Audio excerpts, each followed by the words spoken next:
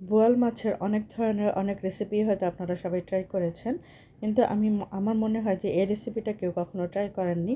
কারণ এই রেসিপিটা একমাত্র আমি আমার শ্বশুরবাড়িতেই দেখেছি, আর এটা হলো আমার শ্বশুরবাড়ির একটা সিগনেচার আইটেম বলা যায়। মানে ছোট থেকে বড় পরিবারের সব সদস্য এই আইটেমটা ভীষণ পছন্দ করে থাকে।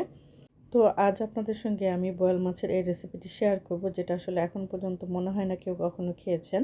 তো চলুন দেখি নিই এটা কিভাবে রান্না করলাম। তো প্রথমে মাছগুলোকে আমি কেটে ধুয়ে পরিষ্কার করে নিয়ে তারপর হলুদ মরিচ এবং লবণ মাখিয়ে রেখেছিলাম। তারপর একটা প্যানে আমি মশলাগুলো কষিয়ে নিলাম, অর্থাৎ এখানে পেঁয়াজ আদা রসুনটাকে খুব ভালোভাবে ভেজে নিয়ে তারপরে হলুদ মরিচ জিরার গুঁড়ো ধনিয়ার গুঁড়ো সব কিছু দিয়ে খুব ভালোভাবে কষিয়ে নিয়ে তার মধ্যে টমেটো দিয়ে দিলাম। এখন এই টমেটো এবং মশলাটাকে আরও খুব ভালোভাবে কষিয়ে নেব।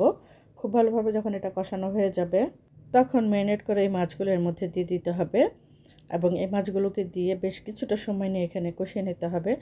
আপনারা অলরেডি অবশ্যই সবাই জানেন যে আমি মাছটাকে খুব বেশি পরিমাণে কষিয়ে নিই। আমি মাছটাকে খুব ভালোভাবে প্রথমে 2 বার কষিয়ে নিই, তারপরে আমি অন্যান্য উপকরণগুলো অ্যাড করি। যদি কোনো সবজি দিয়ে আমি রান্না করে থাকি পরে সেগুলো অ্যাড করি। আমি প্রথমে মাছগুলোকে 2 বার, একবার কষানোর পরে যখন ঝোলটা শুকিয়ে যায় তখন আবারও আমি পানি দিয়ে আবারও মাছগুলোকে খুব ভালোভাবে কষিয়ে নিই। তো এইভাবে আমি 2 বার মাছগুলোকে কষিয়ে নিলাম। তো মাছগুলো যখন খুব ভালোভাবে কষানো হয়ে গেল এবং দ্বিতীয়বারের মতন ঝোলটা ওইভাবে শুকিয়ে আসলো, সেই পর্যায়ে আমি এখানে সেদ্ধ করে রাখা আলু দিয়ে দিলাম। অবশ্যই এখানে সেদ্ধ করে নিয়েই আলু দিতে হবে। সেদ্ধ করে না নিলে এই তরকারিটা ভালো লাগে না। আপনি যদি কাঁচা আলুটা দিয়ে রান্না করেন তাহলে কিন্তু এর টেস্টটা অন্যরকম হবে, আর সেদ্ধ আলু দিয়ে রান্না করলে এর টেস্টটা অন্যরকম হয়। তাই বেটার টেস্ট পাওয়ার জন্য অবশ্যই এখানে সেদ্ধ করা আলুই দিতে হবে। আমি এখানে 2টা সেদ্ধ করে আলু নিয়েছিলাম, আর তারপরে সেগুলোকে টুকরো করে এর মধ্যে দিয়ে দিলাম। এখন মাছ এবং আলুকে খুব ভালোভাবে কষিয়ে নিয়ে তারপর এখানে পর্যাপ্ত পরিমাণে পানি দিয়ে দিতে হবে, অর্থাৎ ঝোল দিয়ে দিতে হবে। কারণ এই তরকারিটা মূলত টমেটো আলুর ঝোল বলা হয়। বোয়াল মাছের টমেটো আলুর ঝোল বলা হয় এই তরকারিটাকে।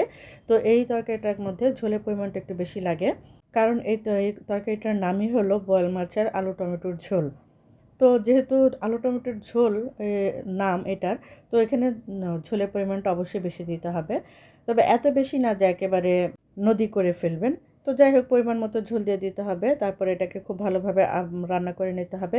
একদম ঝোলটা যখন একদম একটু কমে আসবে তখন এই পর্যায়ে এখানে কাঁচামরিচ এবং ধনেপাতা অ্যাড করে দিতে হবে। আর এই জিনিস দুটো অ্যাড করার পরে এর পুরো তরকারির গেমটাই চেঞ্জ হয়ে যায়। অবশ্যই চেষ্টা করবেন এই দুটো জিনিস অ্যাড করার। আমি রান্নার একদমই শেষ পর্যায়ে চলে এসেছি। কে কে এই রেসিপিটা খেয়েছেন অবশ্যই কমেন্ট সেকশনে জানিয়ে যাবেন। আর কে কে খাননি বা প্রথমবারের মতন দেখলেন তারাও জানিয়ে যাবেন। তো এই হলো আমার রান্নার ফাইনাল লুক। কেমন হলো অবশ্যই কমেন্ট সেকশনে জানিয়ে যাবেন।